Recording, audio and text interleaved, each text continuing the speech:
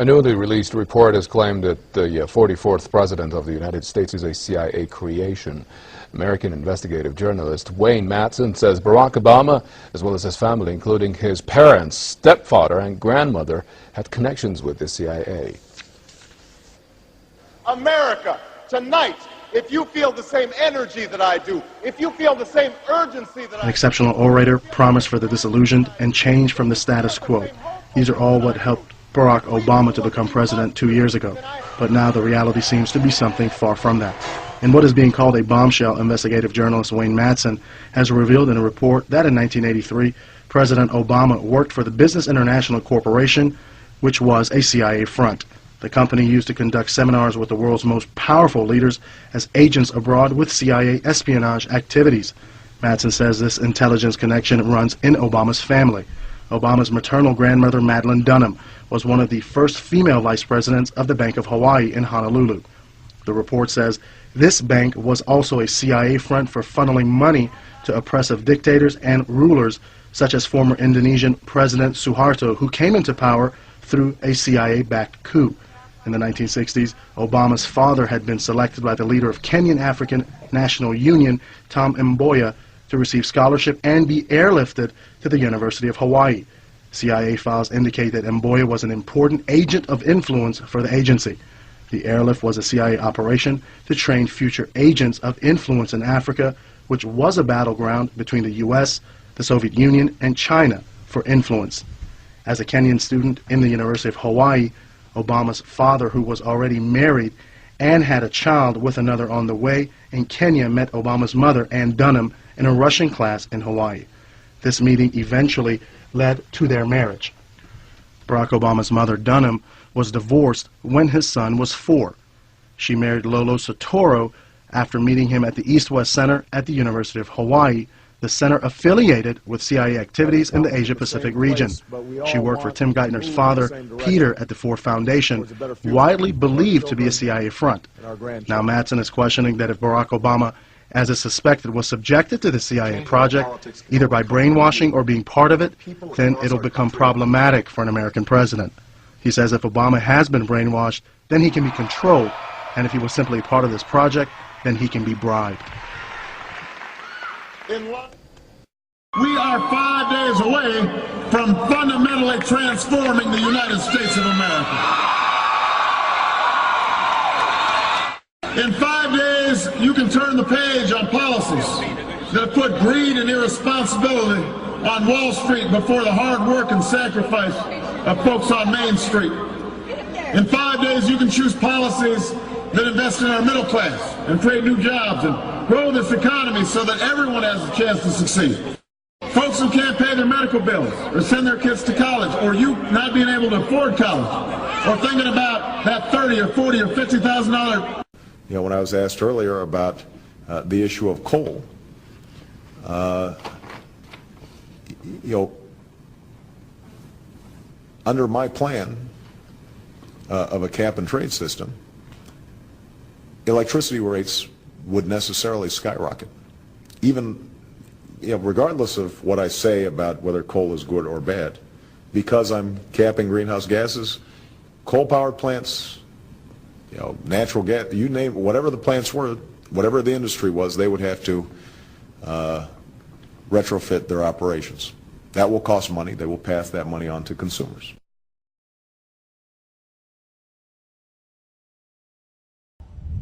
This is our moment. This is our time to put our people back to work and open doors of opportunity for our kids.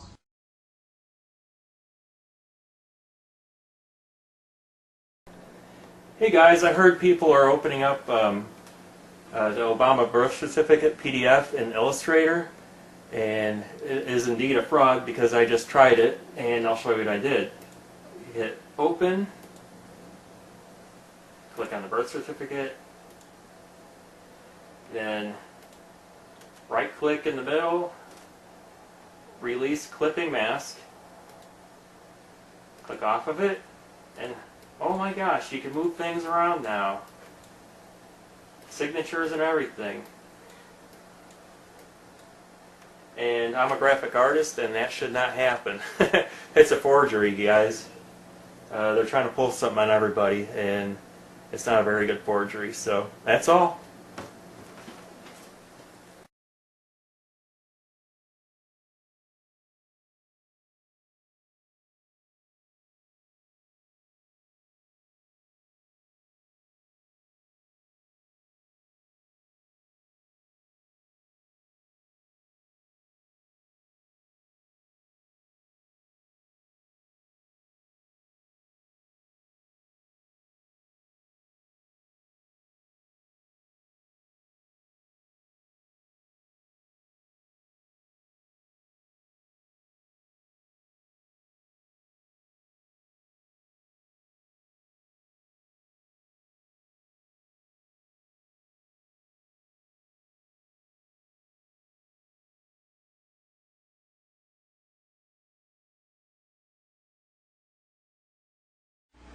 I brought up the subject of what's going to happen after we take over the government. We become responsible then for administrating, 250 million people. And there was no answers. No one had given any thought to economics. How are you going to clothe and feed these people? The only thing that I could get was that they expected that the Cubans and the North Vietnamese and the Chinese and the Russians would all want to occupy different portions of the United States. They also believed that their immediate responsibility would be to protect against what they called the counter-revolution. And they felt that this counter-revolution could best be guarded against by creating and establishing re-education centers in the Southwest, where we would take all the people who needed to be re-educated into the new way of thinking and teach them how things were going to be. I ask, well, what is going to happen to those people that we can't re-educate, that are die-hard capitalists? And the reply was that they'd have to be eliminated. And when I pursued this further, they estimated that they would have to eliminate 25 million people in these re-education centers. And when I say eliminate, I mean kill. 25 million people. I want you to imagine sitting in a room with 25 people, most of which have graduate degrees from Columbia and other well-known educational centers, and hear them figuring out the logistics for the elimination of 25 million people. And they were dead serious. What do you think the most important thing is for Barack Obama? Obviously, you're here to talk about the anniversary for U.S.-China diplomatic relations, but if you had to say this is going to be the country or the conflict or the place that will define the Obama administration, what would it be?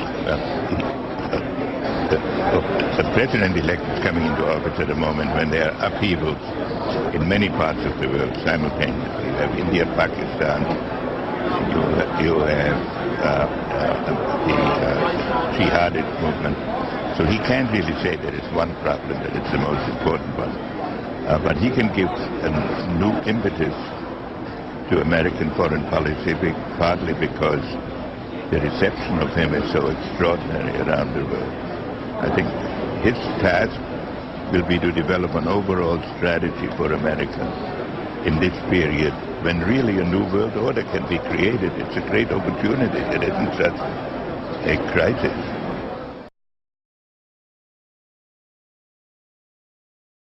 I understood that I was looking for someone who knew Chicago and would enjoy socializing. Mr. Mutani said he knew someone who was a friend of his. On November 6, 1999, after picking me up at the hotel in Gurney, and this is significant, Mr. Mutani used his cell phone to make a call. That call was made to then Illinois State Senator Barack Obama to set up an introduction between myself and Senator Obama. Upon arriving at the bar and exiting the limo, Senator Obama was standing next to Mr. Mutani, and I was introduced to Senator Obama by name. Later that evening in a bar which I believe was called Alibis, and I state believe because I have failed so far to get Citigroup to provide the credit card receipts that has the actual name. I mentioned I could use a line or two to wake up. Senator Obama asked me if I was referring to Coke, and I stated I was. After stating I was, Obama stated he could purchase cocaine for me and then made a telephone call. This too is significant, from a cell phone to a presently unknown individual, during which Senator Obama arranged the cocaine purchase. Senator Obama and I then departed the bar in my limousine and proceeded to an unknown location where Senator Obama exited the limousine with $250, which was provided to him by me. Returned a short while later with an 8-ball of cocaine, which he gave to me. I did ingest a couple of lines of cocaine, and shortly thereafter, Senator Obama produced a glass cylinder pipe and packet of crack cocaine from his pocket. Obama then smoked the crack cocaine. I performed fellatio on Senator Obama in the limousine during the time Senator Obama was smoking crack cocaine, after which I had the driver take me to my hotel, the Comfort Suites, Gurnee, Illinois. The following day, November 7th, 1999, Senator Obama appeared at my hotel room, unannounced, uninvited, where we again ingested cocaine and I again performed fellatio on Senator Obama. In recent years, several politicians have been outed in scandals, including Senator Larry Craig, who tried to solicit sex from an undercover officer in 2007. Even more shocking, it was revealed in 2004 that right-wing blogger James Guckert, who had unprecedented access to the White House during the Iraq War, was actually Jeff Gannon, a madam and male prostitute for MilitaryStuds.com. During his 2 years writing for GOP USA and Talon News, Gannon officially made over 200 appearances at the White House. Oddly enough, over 24 of these visits would take place when there were no scheduled briefings. He failed to check in or out with the Secret Service on many other occasions, coming and going as he pleased. These type of activities are not new to the White House. In 1989, headlines involving callboys in the White House rocked the cover of the Washington Times. The Washington Times reported today that unidentified White House aides in the Carter, Reagan, and Bush administrations now are being investigated for using the services of a callboy ring. The paper reports that 2 of the male prostitutes were given a late-night tour of the White House last year. Hundreds of credit card receipts obtained by the Washington Times confirm that its clients were key officials of the Reagan and Bush administrations, military officers, congressional aides, and U.S. and foreign businessmen with close social ties to Washington's political elite. This ring extended beyond the White House and into Congressman Barney Frank's bedroom. Barney Frank, one of 2 openly homosexual members of Congress, acknowledged having used a male prostitute, whom he then hired as a personal employee. The man had keys to Frank's basement apartment on Capitol Hill. Frank paid him approximately $20,000 out of his own pocket to be his housekeeper and driver. But as first reported in today's Washington Times, the man was on probation for sex crimes and a drug conviction, and he ran a prostitution business out of Frank's home. Although Frank tried to claim ignorance, Stephen Goby, the prostitute in question, claimed that Frank was completely aware of what was going on, and was even receiving free and discounted sexual services. The fix seemed to be in. Frank was threatening members of Congress to remain silent prior to being exposed in this sex ring. Massachusetts Democrat Barney Frank, a homosexual, threatened to expose fellow congressmen he knew to be gay unless they stopped spreading rumors.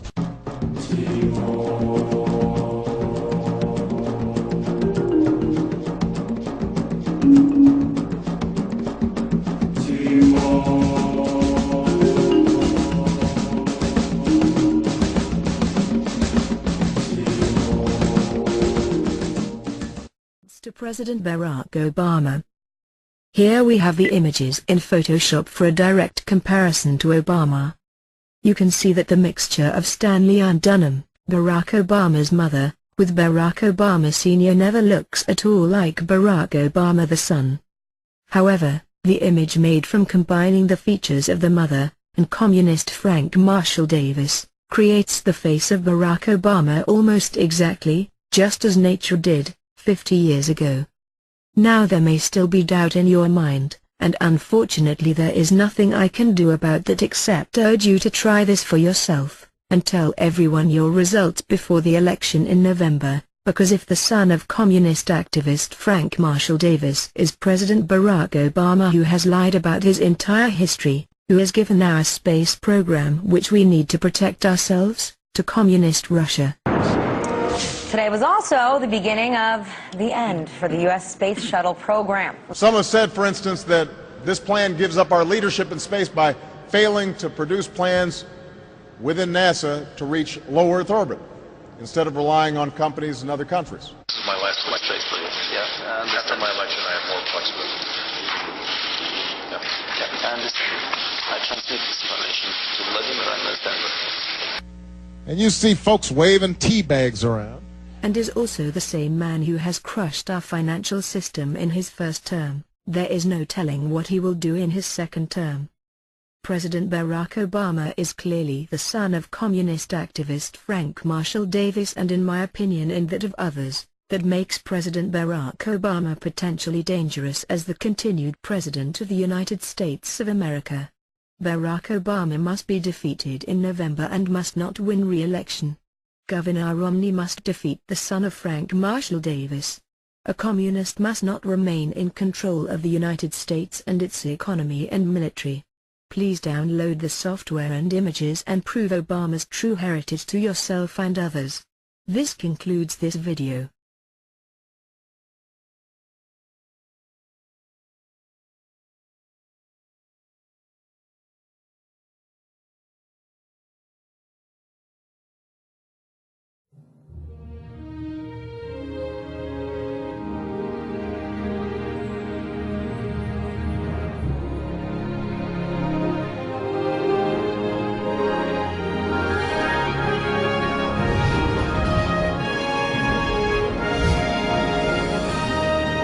Let us summon a new spirit of patriotism, of responsibility, where each of us resolves to pitch in and work harder and look after not only ourselves but each other.